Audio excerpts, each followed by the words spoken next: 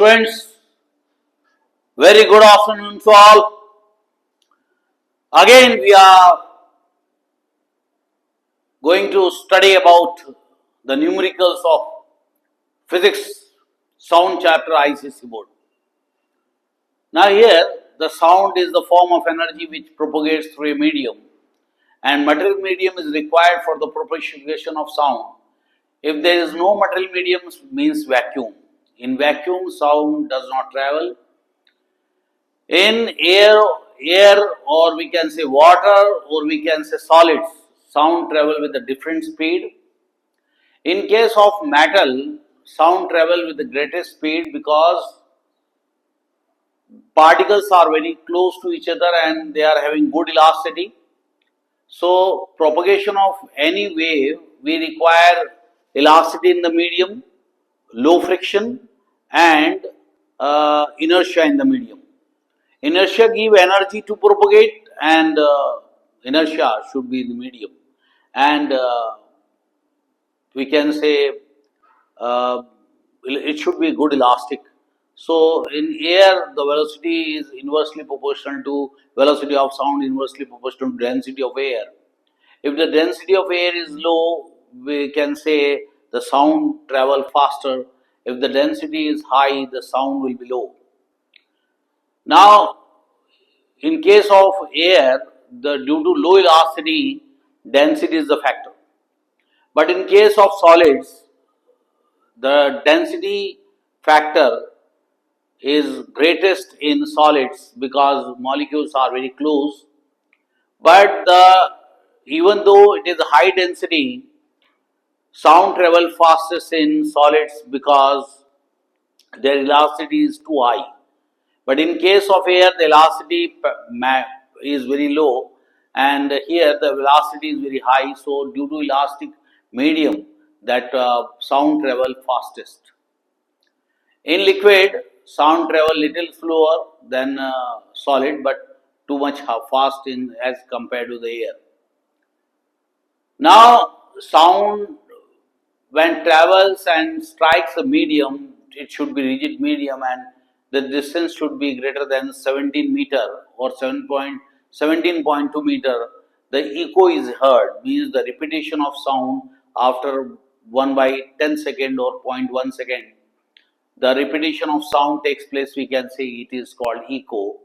And for echo, the distance traveled is 2D, and here we are going to study the question based on echo in next one question, and this is the question based of sound travels in the liquid or sound travel in the air.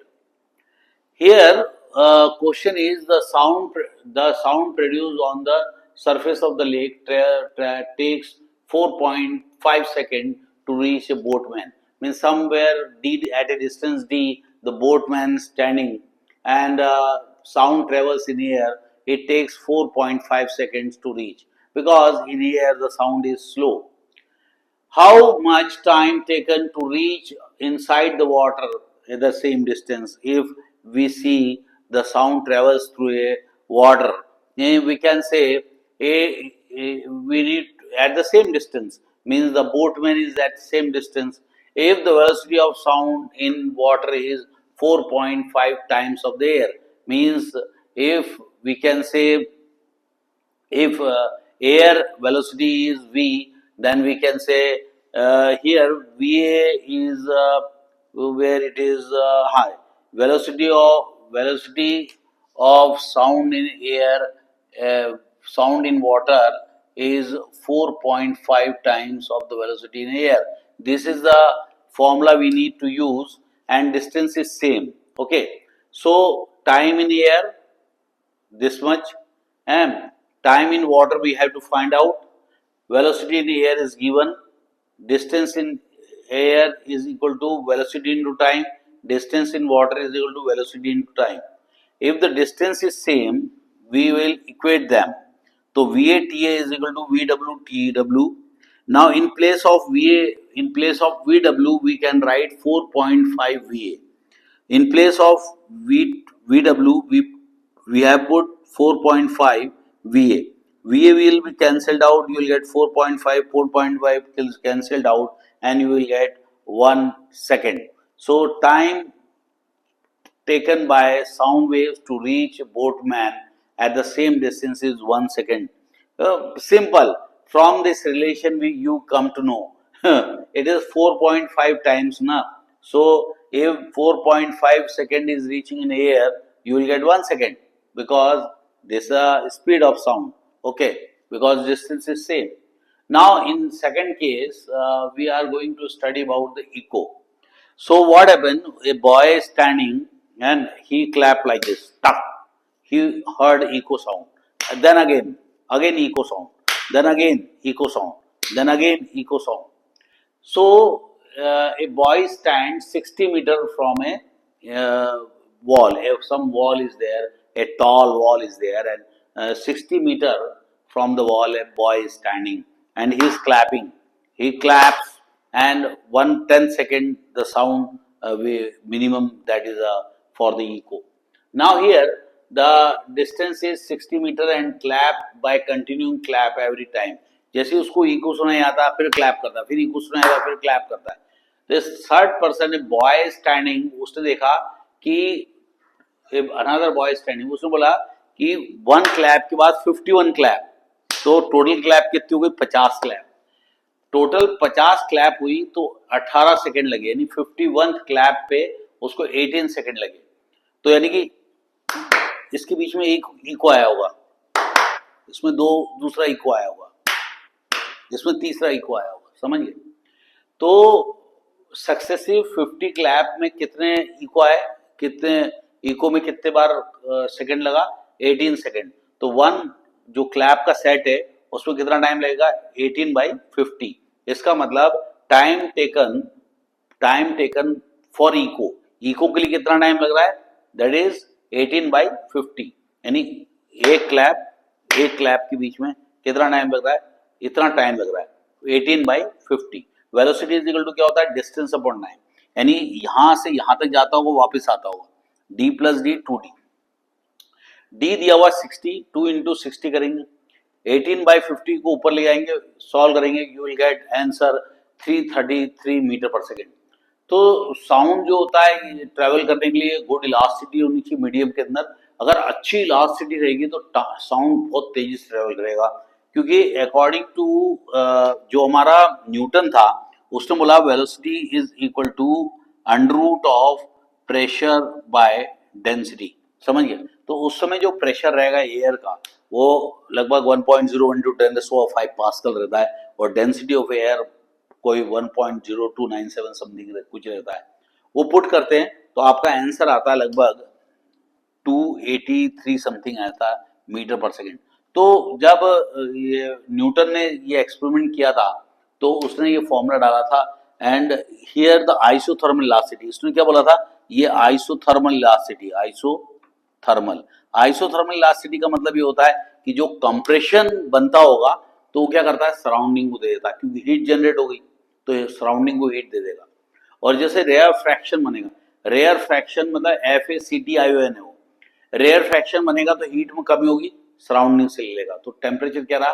Constant. तो delta T जो होता है वो क्या होता है? 0 होता है. तो न्यूटन ने गलती कर दी थी और उसने आइसोथर्मल इलास्टिसिटी को प्रेशर मान लिया था. Isothermal elasticity is equivalent to pressure. और इस तरह से उसका जो आंसर आया था वो जो एक वैल्यू होती है 332 मीटर पर सेकेंड की रफ्तार, उससे कम मिला स्टैंडर्ड टेम्परेचर प्रेशर की कंडीशन में. फिर उसके बाद लाप्लास आया था. लाप्लास बोलता है कि जो कंप्रेशन और रेयरफैक्शन बनते हैं वो बहुत फास्ट होते हैं.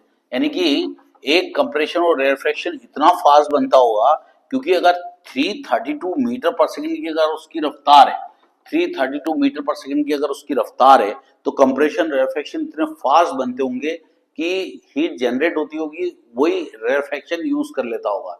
तो total heat equals to 0, change in heat equals to 0 होता है. वो कहलाता है एडियाबैटिक प्रोसेस होता है. एडियाबैटिक प्रोसेस क्या होता है? क्विक प्रोसेस होता है, क्विक. और बाहर ना हीट जा पाती है, ना बाहर से हीट अंदर आ पाती है. तो वो एडियाबेटिक फैक्टर के लिए गामा लगा देते हैं। Gamma is the ratio of specific heat constant pressure to the specific heat constant volume. तो जो कांस्टेंट प्रेशर पे जो स्पेसिफिक होती है और कांस्टेंट वॉल्यूम पे जो स्पेसिफिक होती है, इसका रेशियो जो होता है वो हमेशा कांस्टेंट होता है और वो होता है gamma. And gamma is adiabatic constant. और डायटोमिक गैस के लिए, जैसे हमारी जो भी गैस होती है O2, N2, है ना, ये सब डायटोमिक होती है। ये गैस की वैल्यू होती है 1.41। तो जब इसने गामा P अपॉन डेंसिटी वाला फॉर्मूला यूज करा, तब उसको पता चला कि जो गामा की वैल्यू 1.41 है और बाकी सब वैल्यूज उसने वैसी पुट करी, तो लगभग 332.5 मीटर पर सेकंड की रफ्तार आ गई, जो कि क्लोजेस्ट वैल्यू थी। और इस तरह से लैप्लास सक्सेस हो गया था। याद रखो आइसोथर्मल प्रोसेस क्या होता है और एडियाबेटिक प्रोसेस क्या होता है। ये थर्मोडायनेमिकल प्रोसेस होता है और इसमें कोई भी सिस्टम जो होता है, थर्मोडायनेमिक सिस्टम, उसका टेम्परेचर कांस्टेंट रहता है और बहुत स्लो रहता है, काय में, आइसोथर्मल में। और एडियाबेटिक प्रोसेस क्या होता है, क्विक प्रोसेस होता है और उसका बाहर से सराउंडिंग कोई संबंध नहीं होता। तो जब आप देखोगे साइकिल का जो ट्यूब है या ट्रक का जो ट्यूब है, टायर का जो ट्यूब होता है, उसका आप वॉल निकाल दो, वहां पे उंगली रखोगे ना, उस हवा में आपको ठंडी लगेगी, क्योंकि वो एडियाबेटिक एक्सपेंशन हो जाता है गैस का। तो जब एडियाबेटिक एक्सपेंशन होगा तो बाहर से तो हीट ले नहीं पाएगी, और जब गैस एक्सपेंड होता है तो इंटरनल एनर्जी लॉस होता है और टेम्परेचर फॉल हो जाता है और इस तरह से अपन को ठंडा लगता है। तो कोई पूछेगा कि जब कोई भी गैस एकदम से एक्सपेंड होती है तो कूलिंग इफेक्ट क्यों देती है, तो आप बोल सकते हो कि एडियाबेटिक एक्सपेंशन जो होता है उसके अंदर गैस जब एक्सपेंड होगी तो ठंडी हो जाएगी, क्योंकि उसको उसका इंटरनल एनर्जी कम हो जाती है। तो एडियाबेटिक प्रोसेस में क्या होता है, क्विक प्रोसेस होता है, और आइसोथर्मल प्रोसेस क्या होता है, स्लो प्रोसेस होता है। तो आप ये सब बातें ध्यान रखना कि मीडियम में अंदर इलास्टिसिटी होनी चाहिए, मीडियम के अंदर इनर्शिया होना चाहिए, मीडियम के अंदर फ्रिक्शन लेस होना चाहिए, कम फ्रिक्शन होना चाहिए। और दूसरी बात यह है कि मटेरियल मीडियम की जरूरत होती है, वैक्यूम में ऐसा नहीं होता। और साउंड जो होता है ये बहुत अच्छा रिफ्लेक्शन करता है। तो रिफ्लेक्शन के ऊपर एक ऐसा था कि एक शीट है और ये एक वर्टिकल लाइन खींच लो, तो जब साउंड लाइट जो होती है, यहाँ पे अपन ने पेंट कर दिया सिल्वर पेंट, अगर लाइट है तो उतने एंगल बना के लाइट चले जाएगी। इसको बोलते हैं इंसिडेंट रे, इसको बोलते हैं रिफ्लेक्टेड रे, और उसको बोलते हैं नॉर्मल। नॉर्मल एक काल्पनिक लाइन होती है जो परपेंडिकुलर होती है, इसको इंसिडेंट एंगल बोलेंगे इसको। ये हमेशा एक दूसरे के बराबर होते हैं। तो अपन क्या करेंगे, यहाँ पे एक पाइप लगा देंगे, एक पाइप रहेगा, हॉलो पाइप रहेगा, और यहाँ पर अपन एक क्लॉक लगा देंगे, एक साउंड का सोर्स रख देंगे। हम क्या करेंगे, यहाँ पर भी एक पाइप लेंगे। तो जब हम देखेंगे कि पाइप की पोजीशन चेंज करेंगे सुनने वाली, तो आप देखेंगे कि इन पोजीशंस में उसका साउंड तेज नहीं आएगा, इसी पोजीशन पे आपको तेज साउंड देगा। तो साउंड क्या है, अच्छा रिफ्लेक्शन करता है। साउंड किसी भी मीडियम से टकरा के रिफ्लेक्ट हो सकता है। आपको बड़ी इंटरेस्टिंग बात बताता हूँ। देखो, अगर मान लो कहीं से लाइट आ रही है, और यहाँ पे एक दीवार खड़े कर दे अपन लोग, तो लाइट जो होती है वो दीवार से टकरा के नीचे की ओर मुड़ जाएगी। इसको बोलते हैं डिफ्रैक्शन ऑफ लाइट। तो लाइट की जो वेवलेंथ होती है बहुत छोटी होती है, साउंड की काफी बड़ी होती है उसके कंपैरिजन में। तो जो डिफ्रैक्टिंग एंगल होता है वो वेवलेंथ पे डिपेंड करता है। तो साउंड जो होता है वो आप दीवार लगा दो, उससे चिपक जाओ आप, तब भी वो साउंड मुड़ जाएगा। तो उसका डिफ्रैक्शन ज्यादा होता है, ज्यादा मुड़ जाता है साउंड। इसलिए आप ये दीवार के ऊपर अगर लाइट आ रही है और आप यूं पे खड़े हो जाओगे, तब भी साउंड मुड़ के ही हो जाएगा, लेकिन लाइट मुड़ के नहीं आएगा, लाइट कम मुड़ता है। और इस तरह से डिफ्रैक्शन जो होता है वो लाइट का कम होता है और साउंड का ज्यादा होता है। तो ये है साउंड की कंडीशन। आपको मैंने ये न्यूमेरिकल भी समझा दिया, है ना। तो ये बड़ा अच्छे न्यूमेरिकल है, यानी कि ये बहुत टफ भी बढ़ जाता है बच्चों के लिए। इसमें टाइम निकालना इंपॉर्टेंट होता है कि 50 क्लैप में 18 सेकंड लग रहा है, तो एक क्लैप में कितना लगेगा, and that will be the time of echo, यानी कितने टाइम फॉर ए इको, एक इको प्रोड्यूस होने के लिए कितना टाइम वो ले रहा है। So bye bye students, God bless you all.